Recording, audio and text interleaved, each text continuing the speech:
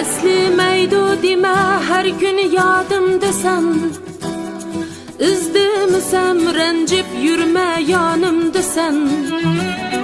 Bir gipim var saklap geldim içimde, lekin dostum yettin mening halimga sen. Dostum dedim dünya yığma sözdün yirak, dost bolmaydı güzel canan yoki şarap. Sen bolmasan men kalar men yolg'usirab. Mening dostum, mening dostum. G'amga boshim agsam tog'im bo'lgan o'zim, yelga biqib yevda bo'lar aytgan so'zim. Yaxshi bo'lib ketar mening yetar ko'zim, ig'ir kunda qadrlagan eng yaqin do'st.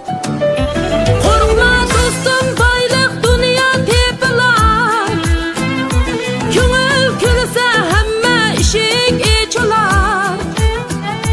Yaxshi so'zlar yuraklarda tovlanar. Mening do'stim, mening do'stim.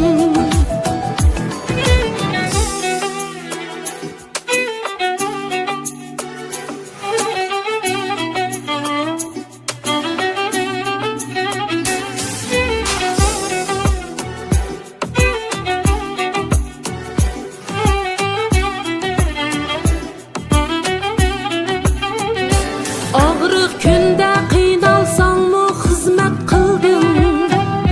Hech kim bilmez dardlaringni o'zing bilding.